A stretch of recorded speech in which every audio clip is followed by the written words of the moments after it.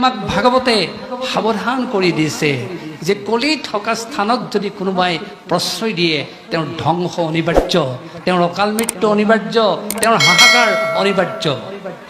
ধৰ্মৰ 4টা পাত থাকে, সত্য, শৌচ, তপ আৰু দয়া। দ্বাদশ স্কন্ধতে আছে ভক্তিৰ সাৰমৰ্ম কথা, আৰু সেই দ্বাদশ স্কন্ধত আছে মহাভাগৱত পৰীক্ষিতৰ মুক্তিৰ কথা।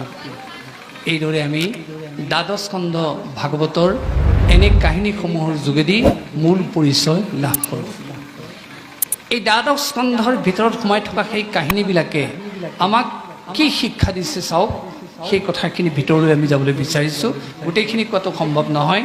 লেচেৰি বুটলাৰ দৰে 2-এটা কাহিনী আমি আপোনালোকৰ আগত অৱগত কৰিম, যাৰ প্ৰাসংগিকতা আছে আমাৰ সমাজ জীৱনত। প্ৰথম স্কন্ধৰ পৰীক্ষিতৰ কাহিনীটো যদি আমি আলোচনা কৰি চাওঁ, তাত আমি সেই শিক্ষা লাভ কৰিম। পৰীক্ষিতৰ কাহিনী আমাক কি শিক্ষা দিছে চাওক। যিদিনাখন ৰজা যুধিষ্ঠিৰে স্বৰ্গলৈ যোৱাৰ মন মেলিলে, তেতিয়া পৰীক্ষিতক ৰাজ্যভাৰ অৰ্পণ কৰিলে আৰু ক'লে তুমি সুন্দৰকৈ ৰাজ্য চম্ভালিবা। তেতিয়া পৰীক্ষিতে ৰাজ্য চম্ভালিবলৈ ল'লে। ভিতৰ ভাগ তেওঁ চম্ভালি থাকোঁতে এদিন বাহিৰলৈ যোৱাৰ তেওঁ মন মেলিলে, বাহিৰলৈ গ'ল। গৈয়ে দেখিলে এটা অদ্ভুত দৃশ্য। কি দেখিলে? এটা ষাঁড় গৰু এজন মানুহে উধাই মুধাই প্ৰহাৰ কৰি আছে। তেওঁৰ কৌতূহল জাগিলে, ওচৰলৈ গ'ল আৰু দেখিলে প্ৰহাৰ কৰাই নহয়, ষাঁড় গৰুটোৰ ইতিমধ্যে 4টা খুৰাৰ 3টা খুৰা ভাঙি পেলালে প্ৰহাৰ কৰোঁতে কৰোঁতে। আৰু সেই বিকলাংগ অৱস্থা দেখি কাষতে থকা গাইজনীয়ে কান্দি কাটি ব্যাকুল হ'ল। তেতিয়া আৰু কৌতূহল জাগিলে পৰীক্ষিতৰ, আৰু ওচৰলৈ গ'ল। সাধনাৰে গম পালে সেয়া প্ৰকৃত ষাঁড় গৰু নহয়, সেয়া হৈছে ধৰ্ম। আৰু এই যে 3টা খুৰা ভাঙি পেলালে, ধৰ্মৰ 4টা পাত থাকে, সত্য, শৌচ, তপ আৰু দয়া। তাৰে শৌচ, তপ আৰু দয়া ভাঙিলে। সত্যত সেই সময়ত ধৰ্ম তাত সেইদৰে উপস্থিত হৈ আছে। আৰু সেই বিকলাংগ অৱস্থা দেখিয়ে পৃথিৱীয়ে কান্দি কাটি আছিল, অৰ্থাৎ গাইজনী পৃথিৱী। তেতিয়া পৰীক্ষিতে দুয়োকে সান্তনা দি ক'লে যে মই থকা অৱস্থাত তোমালোকে আৰু এনেকুৱা বৈসাদৃশ্য পৰিৱেশ লাভ কৰিব নালাগে। মোৰ সাধনাৰে মই তোমালোকৰ বিকলাংগ অৱস্থা মই দূৰ কৰি দিছোঁ। তেতিয়া তেওঁৰ সাধনাৰে ধৰ্মৰ সেই 4টা খুৰা আকৌ সংযোগ কৰি দিলে আৰু লগে লগে ক'লে তোমালোকে এতিয়া আৰু বিকলাংগ অৱস্থা লাভ কৰিব নালাগে। আৰু পৃথিৱীকো ক'লে তুমি আৰু কান্দি কাটি থাকিব নালাগে, মই তোমালোকক ৰক্ষা কৰিম। তেনেকৈ কোৱাৰ পিছত পৰীক্ষিতে সেই ধৰ্ম আৰু পৃথিৱীক বিদায় দি সেই দুষ্ট মানুহজনৰ ওচৰলৈ গ'ল। সুধিলে তুমি কোন? তুমি কিয় মোৰ ধৰ্মৰ ৰাজ্যত অধৰ্মৰ পতাকা উৰুৱাবলৈ আহিছা? তেতিয়া মানুহজনে লাহেকৈ উত্তৰ দিলে, তেওঁ চিনি পাইছে শশাগৰা ধৰা অধিপতি পৰীক্ষিত। তেওঁ ভীতিগ্ৰস্ত হৈ ক'লে মহাৰাজ মই কলি। তেতিয়া পৰীক্ষিতে ক'লে সঁচাকৈ তুমি যদি কলি, তোমাক মই এধান মানি সময়ো মোৰ ৰাজ্যত থাকিবলৈ নিদিওঁ, মই তোমাক প্ৰাণে মাৰিম। সেই বুলি কৈ তেওঁ কঁকালৰ পৰা তৰবাৰী উলিয়াই কলিক বধ কৰিবলৈ উদ্যত হ'ল। তেতিয়া কলিয়ে অনুনয় বিনয় কৰি ক'লে মহাৰাজ আপুনি শৰণাগত পালক, আপোনাৰ ওচৰত যি শৰণ লয় আশ্ৰয় লয় আপুনি তেওঁক ৰক্ষা কৰে। মই এতিয়া আপোনাৰ আশ্ৰয় প্ৰাৰ্থী, আপুনি মোক প্ৰাণে নামাৰিব। যদি মোক প্ৰাণে মাৰে আপোনাৰ এই শৰণাগত পালক খ্যাতিটো নোহোৱা হৈ যাব। তেতিয়া অকণমান সময় ভাবি পৰীক্ষিতে তৰোৱালখন কঁকালত সোমোৱাই থ'লে। লগে লগে ক'লে বেছ কলি, তোমাৰ কথাতে বাৰু মই আশ্বস্ত হ'লোঁ, মই তোমাক প্ৰাণে নামাৰোঁ। তেতিয়া কিন্তু পৰীক্ষিতৰ আৰু এটা কথা মনলৈ আহিলে যে কলি যুগত মানুহে ভাল কাম কৰিব নোৱাৰিব পাৰে। যদি ভাল কাম কৰিম বুলিও কোনোবাই প্ৰতিশ্ৰুতিবদ্ধ হয়, সংকল্পবদ্ধ হয়, সেইজনেও বোলে মুক্তি লাভ কৰিব পাৰে। তেতিয়া পৰীক্ষিতে ভাবিলে মই যদি কলিক বধ কৰোঁ, কলিযুগৰ মানুহৰ এই কোনো উপায়ো নোহোৱা হ'ব। সেইকাৰণে কলিযুগৰ মানুহৰ প্ৰতি দয়াপৰৱশ হৈ পৰীক্ষিতে কলিক বশ কৰাৰ পৰা নিৰস্ত হ'ল, ক্ষান্ত হ'ল। তেতিয়া পৰীক্ষিতে কলিক ক'লে, কলি তোমাক বাৰু মই প্ৰাণে নামাৰোঁ, তুমি কিন্তু মোৰ ৰাজ্যৰ পৰা এতিয়াই ওলাই যোৱা। তেতিয়া কলিয়ে মাত লগালে, মহাৰাজ আপুনি সখা গৰা ধৰা অধিপতি, আপুনি মোক খেদি দিছে সঁচা, মই কলৈ যাম, আপুনি মোক ক'ৰবাত অকণমান স্থান দিয়ক। তেতিয়া পৰীক্ষিতে ভাবিলে, মই যদি ইয়াক স্থান দিওঁ ই মোৰ গোটেই ৰাজ্যখন অন্যায় অত্যাচাৰেৰে প্লাবিত কৰি পেলাব, ইয়াক আশ্ৰয় দিয়াটো উচিত নহয়। কিন্তু কলিয়ে বাৰে বাৰে খাটনি ধৰিলে, মহাৰাজ আপুনি মোক অকণমান ঠাই দিয়ক। এই অনুনয় বিনয় শুনি তেতিয়া পৰীক্ষিতে ক'লে, বেছ কলি তুমি মোক ইমান অনুনয় বিনয় কৰিছা, তোমাক মই বাৰু থাকিবলৈ ঠাই দিম, কিন্তু দিমহে দিম, মোৰ ৰাজ্যৰ পোনপটীয়া স্থানত তুমি থাকিব নোৱাৰা। যিটো অবাতে গৈছে, বেকাকৈ পথ গৈছে, তুমি তাত থাকিবা। তেতিয়া কলিয়ে মানি ল'লে, মহাৰাজ আপুনি মোক যি স্থানতে দিয়ে তাতে মই পৰিতৃপ্তিৰে বাস কৰিম।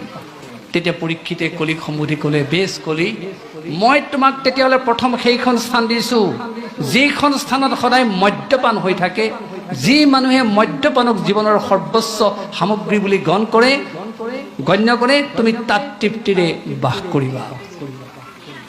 দ্বিতীয় স্থানখন নিৰ্ণয় কৰি ক'লে, কলি তোমাক মই আৰু এখন স্থান দিছোঁ য'ত সদায় জুৱা খেল হৈ থাকে, তুমি তাত থাকিবা। তৃতীয় স্থানখন নিৰ্ণয় কৰি ক'লে, কলি তোমাক মই এইবাৰ এনে এখন স্থান দিছোঁ, তুমি সেইখন স্থানত থাকিবা য'ত পৰশ্ৰী হৰণৰ দৰে কাৰ্য সংগঠিত হয়। চতুৰ্থ স্থানখন নিৰ্ণয় কৰি ক'লে, কলি তোমাক মই এইবাৰ এইখন স্থান দিছোঁ, কোনো কাৰণ নোহোৱাকৈ য'ত প্ৰাণী হত্যা কৰা হয়, তুমি তাত থাকিবা। কলিয়ে লাহেকৈ আকৌ মাত লগালে, মহাৰাজ মোৰ ঠাই কম হৈছে, আপুনি আকৌ মোৰ কাৰণে অকণমান দৃষ্টি দিয়ক। তেতিয়া পৰীক্ষিতে এইবাৰ ক'লে, বেছ কলি মই তোমাক এইবাৰ এখন বহল ক্ষেত্ৰ উলিয়াই দিছোঁ য'ত প্ৰচুৰ সোণ থাকে, সোণৰ মাজত থাকিবা। আকৌ কলিয়ে ক'লে, তথাপি মোৰ ঠাই কম হৈছে মহাৰাজ। তেতিয়া পৰীক্ষিতে ক'লে, বেছ কলি তোমাক মই এইবাৰ এখন সংকীৰ্ণ ঠাই উলিয়াই দিছোঁ, তুমি সেইখনত তৃপ্তিৰে বাস কৰিবা, দুঘৰৰ মাটিৰ সীমাৰ মাজত থাকিবা। আকৌ মাত লগালে কলিয়ে, মহাৰাজ আৰু মই আপোনাক আমনি নকৰোঁ, আপুনি মোক আৰু অকণমান ঠাই দিয়ক, মই নিজ স্থানলৈ গতি কৰিম। এইবাৰ পৰীক্ষিতে ক'লে, বেছ কলি মই তোমাক এইবাৰ বহল ঠাই উলিয়াই দিছোঁ, গৃহস্থৰ ঘৰৰ পঞ্চসোণা পাতক থকা স্থানত থাকিবা।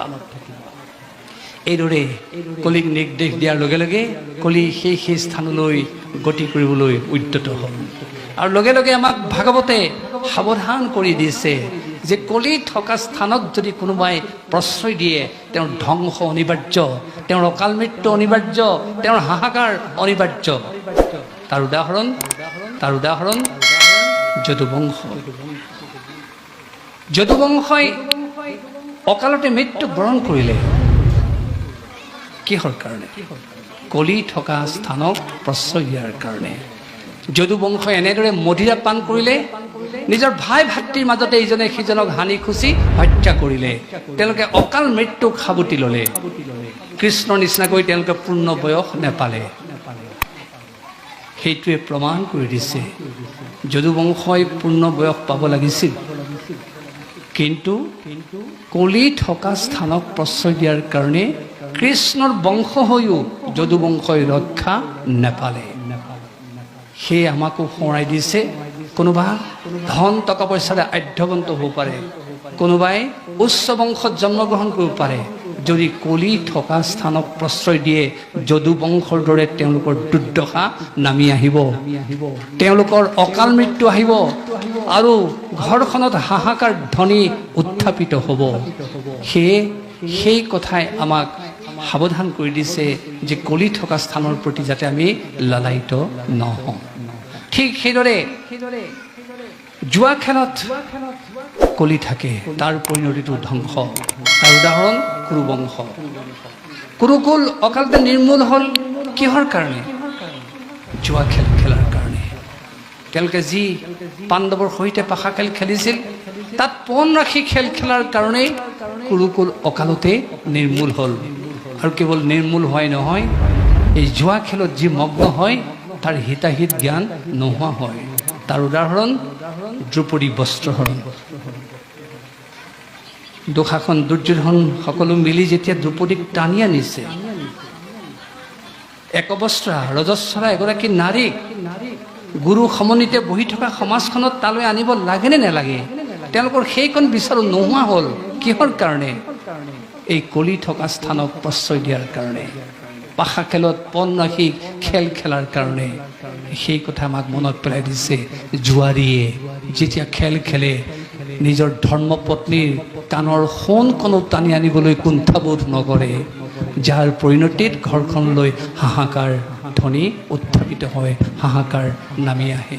গতিকে আমাক সেই কথাই সাৱধান কৰিছে যে আমি কলি থকা স্থানৰ প্ৰতি সতৰ্ক হ'ব লাগিব। ঠিক সেইদৰে পৰশ্ৰী হৰণৰ কাৰ্যত কলি থাকে, তাৰো পৰিণতি ধ্বংস। তাৰ উদাহৰণ ৰজা ৰাৱণ। ৰাৱণে যিদিনাখন সীতাক হৰণ কৰি লৈ গ'ল, তেওঁৰ জীৱনলৈ দুৰ্দশা নামি আহিলে। কেৱল ৰাৱণ নিজেই ধ্বংস হোৱা নহয়, স্বৰ্ণ লংকাও ধ্বংস হ'ল।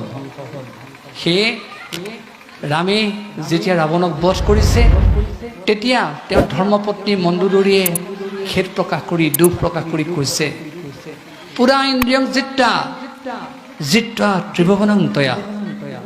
তুমি পুৰণি কালত ইন্দ্ৰিয়বিলাকক নিয়ন্ত্ৰণ কৰাৰ কাৰণে তুমি ত্ৰিভুৱন জয় কৰিব পাৰিছিলা, কিন্তু আজি তুমি ইন্দ্ৰিয়বিলাকৰ হাতত তোমাৰ দেহ প্ৰাণ মন এৰি দিয়াৰ কাৰণে সেই ইন্দ্ৰিয়বিলাকে ওলটাই তোমাক বধ কৰিলে। ৰামৰ শৰ নিমিত্ত মাত্ৰ। সেই কথাই প্ৰমাণ কৰি দিছে পৰশ্ৰী হৰণৰ কাৰ্যত কেনেধৰণৰ দুৰ্দশা নামি আহিব পাৰে। অৰ্থাৎ মানুহজনৰতো অন্যায় হ'বই, ঘৰখনৰ পৰিয়ালটোৰো অন্যায় হ'ব। কোনো কাৰণ নোহোৱাকৈ যেতিয়া প্ৰাণীক হত্যা কৰা হয়, তাত কলি থাকে, তাৰ প্ৰতিও আমাক সাৱধান হ'বলৈ কৈছে। তাৰ উদাহৰণ ৰজা দশৰথ। যিদিনাখন দশৰথে কোনো কাৰণ নোহোৱাকৈ শব্দভেদী বান মাৰি, অৰ্থাৎ আজি যিটো মিছাইল ক্ষেপণাস্ত্ৰ বুলি কয়, সিন্ধুক বধ কৰিলে, তেওঁৰ জীৱনলৈ অমানিশা নামি আহিলে। তেওঁ কান্দি কান্দি কান্দি অকাল মৃত্যুক সাৱটি ল'লে। আৰু আপোনালোকে সকলোৱে জানে ৰামায়ণৰ কাহিনী। সেয়ে আমাক এই স্থানৰ প্ৰতি সতৰ্ক হ'বলৈ কৈছে। তাৰ লগে লগে কোৱা হৈছে প্ৰচুৰ সোণৰ মাজত কলি থাকে। সোণ মানে বেয়া হ'ব নোৱাৰে। মানুহে আঙুঠি পিন্ধিব, সোণৰ অলংকাৰ পিন্ধিব, সেইটো দোষ নহয়। প্ৰচুৰ সোণ সংগ্ৰহ কৰাটো দোষ নহয়।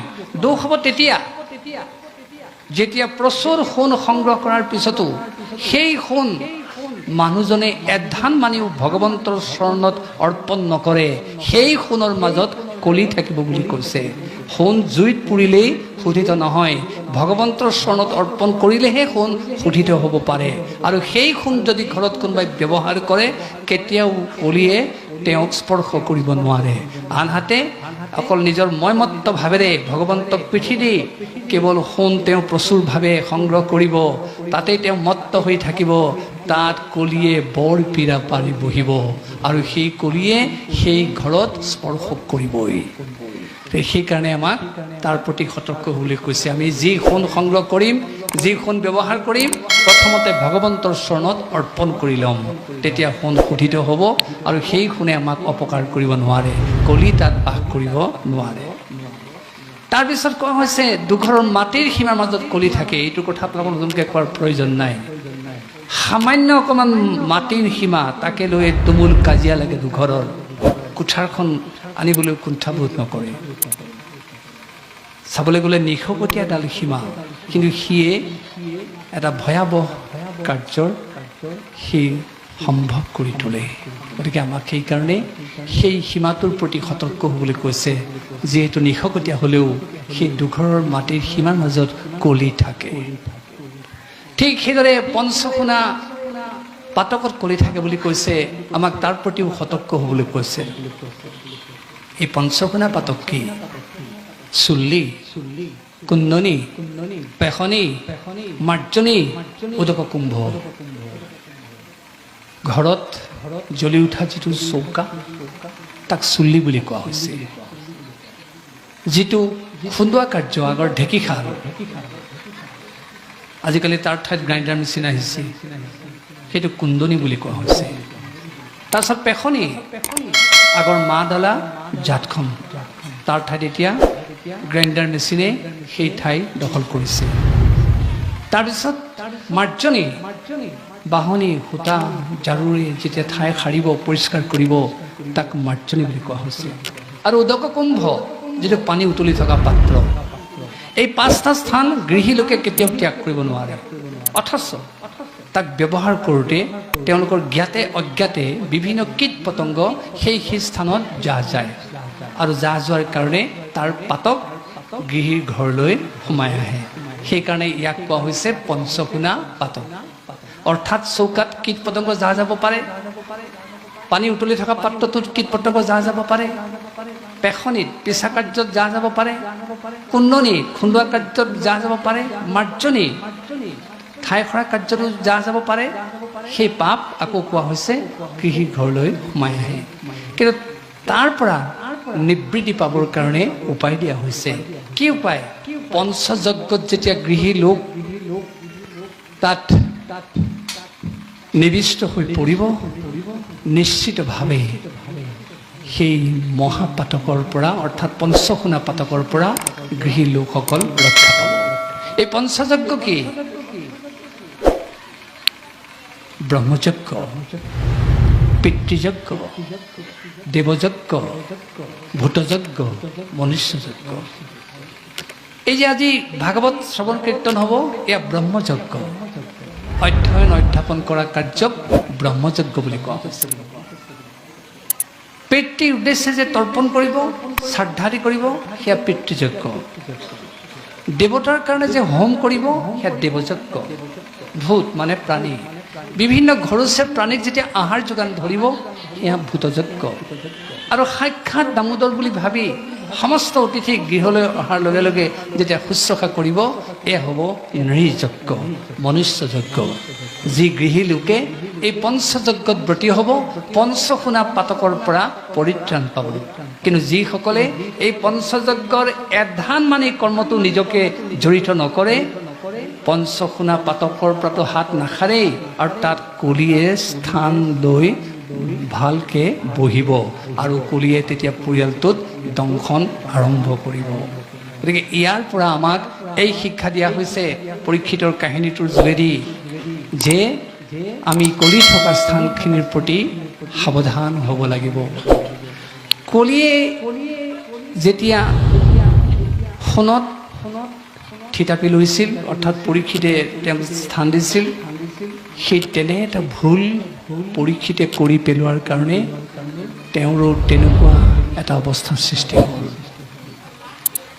সেই কথাটো চাওক কেনেকৈ হ'ল। যিদিনাখন পৰীক্ষিতে নিজৰ ৰাজধানীৰ ভিতৰত থকা মূল চৌহদৰ ভিতৰত থকা এটা বৰপেৰা খুলি চাবলৈ মন গ'ল, তেতিয়াই তেওঁৰ দুৰ্দশা আৰম্ভ হ'ল। তেওঁ দেখিলে বহুদিন অলাগতিয়াল হৈ বৰপেৰাটো পৰি আছে, তাতনো কি আছে মই খুলি চাওঁ। খুলিলে, দেখিলে তাত এটা তীৰ বিৰাই থকা সোণৰ মুকুট আছে। লগে লগে তেওঁক পিন্ধিবলৈ মন গ'ল পৰীক্ষিতৰ। পিন্ধাৰ লগে লগে কলিয়ে তেওঁক দংশন কৰিলে, কাৰণ কলিক থাকিবলৈ সোণত স্থান পৰীক্ষিতেই দিছিল। তেতিয়া কলিয়ে স্পৰ্শ কৰাৰ লগে লগে পৰীক্ষিতৰ মৃগয়া কৰিবলৈ মন গ'ল, মৃগয়ালৈ গ'ল। তৃষ্ণাই এনেদৰে লগ ল'লে, পানী বিচাৰি হাবাথুৰি খালে। শেষত উপায় নাপাই ধ্যানস্থ হৈ থকা মুনিক প্ৰকৰ্থনা কৰি যেতিয়া পানী নাপালে, তেতিয়া সেই মুনিৰ ডিঙিত মৃত সাপ আঁৰি দিলে। লগে লগে সেই ধ্যানস্থ হৈ থকা সমীক মুনিৰ পুত্ৰ শৃংগীয়ে শুনাৰ লগে লগে পিতৃক এনে নগুণাগতি কৰাৰ কাৰণে পৰীক্ষিতক অভিশাপ দিলে যে 7 দিনৰ ভিতৰত তক্ষকে তেওঁক দংশন কৰক। সেই অভিশাপ মূৰত লৈ পৰীক্ষিত ৰাজ্যলৈ ঘূৰি আহিল। আহি লাহেকৈ মুকুটটো খুলি থোৱাৰ লগে লগে তেওঁৰ হিতাহিত জ্ঞান আৰম্ভ হ'ল, বিচাৰ আৰম্ভ হ'ল। তেওঁ নিজে অনুতপ্ত হ'ল, সঁচা কলিক মই থাকিবলৈ স্থান দিয়াৰ কাৰণে সোণৰ মাজত কলি আজি ওলোটাই মোক দংশন কৰিলে, ভুলটো মোৰ। বৰপেৰাত সোণৰ মুকুটটো পৰি আছিলে, মই খুলি চাব নালাগিছিল, পিন্ধিব নালাগিছিল। আৰু সঁচাকৈয়ে মই আজি যিটো কদৰ্য কাৰ্য কৰিলোঁ, এজন নিৰীহ ধ্যানস্থ মুনিক মই যি ভৰ্ৎসনা কৰিলোঁ, মৃতসাপ আৰি দি তেওঁক মই যি লাঞ্ছনা কৰিলোঁ, এয়া সঁচাকৈ অতি গৰ্হিত কাৰ্য হ'ল। এই কাৰ্য যদি মই নকৰি আনে কৰিলেহেঁতেন, মই ৰজা হিচাপে তেওঁক মৃত্যুদণ্ড দিলোঁহেঁতেন। কিন্তু মই নিজেই ৰজা, মই নিজেই এই কাৰ্য কৰিলোঁ, কোনে মোক দণ্ড দিব? তেতিয়া তেওঁৰ দণ্ড তেওঁ নিজে গ্ৰহণ কৰিলে। ৰাজ্যৰ মায়া ত্যাগ কৰিলে, সংসাৰৰ মায়া ত্যাগ কৰিলে, সকলো মোহ ত্যাগ কৰি গংগাৰ পাৰত 7 দিন উপবাসে থাকিলে আৰু শুকদেৱক সন্মুখত লৈ ভাগৱত কথা শ্ৰৱণ কৰিলে। আৰু সঁচাকৈ 7 দিনৰ পিছত পৰীক্ষিতে মুক্তি লাভ কৰিলে। সেই ইয়াত কোৱা হৈছে, জ্ঞাতে অজ্ঞাতে যদি মানুহে ভুল কৰে, সেই ভুলৰ শুধৰণি ভাগৱত। তাৰ উদাহৰণ পৰীক্ষিত। পৰীক্ষিতে অজানিতে এটা ভুল কৰাৰ কাৰণে ভাগৱতৰ যোগেদি আকৌ শুধৰণি হ'ল, তেওঁ মুক্তি লাভ কৰিলে। সেই আমি কোনোবাই যদি আমাৰ মানুহে ভুল কৰে, তেতিয়াহ'লে ভাগৱতৰ যোগেদি তেওঁ শুদ্ধ হ'ব পাৰে। আৰু সেই মুকুটটোৰ ৰহস্য কথা জনাই থওঁ আপোনালোকক। সেই যে বৰপেৰাত থকা মুকুটটো ক'ৰ মুকুট আছিলে? সেই মুকুটটো আছিল জৰাসন্ধৰ। যিদিনাখন ভীমে জৰাসন্ধক বধ কৰি মুকুটটো হস্তিনালৈ লৈ আহিছিল, তেতিয়া যুধিষ্ঠিৰে ক'লে যে ভাতৃষভ, এই মুকুটটোৰ প্ৰতি কোনো লালায়িত নহ'বা, কাৰণ ইয়াত সহস্ৰজনক হত্যা কৰা, সহস্ৰগৰাকী বনিতাক অপমান কৰাৰ ক্লেদ এই মুকুটটোত সোমাই আছে। গতিকে এই মুকুটটো পিন্ধিবলৈ কোনেও যত্ন নকৰিবা। কিন্তু পৰীক্ষিতৰ এই কথাটো অজ্ঞাতে থাকিলে, সেইকাৰণে তেওঁ মুকুটটো পিন্ধাৰ কাৰণে সি দুৰ্দশা হ'ল। গতিকে সেই কলি থকা মুকুটটো আছিল জৰাসন্ধৰ। এইদৰে আমাক পৰীক্ষিতৰ কাহিনীৰ যোগেদি আমাক এনে শিক্ষা দিয়া হৈছে, আমি যদি সেইবিলাক কথাত গুৰুত্ব দিওঁ, তেতিয়াহ'লে আমাৰ ঘৰখনত থকা অশান্তি আমি নাইকিয়া কৰিব পাৰিম আৰু জীৱনটো এটা শান্তিপূৰ্ণ অৱস্থাৰে আমি কটাব পাৰিম।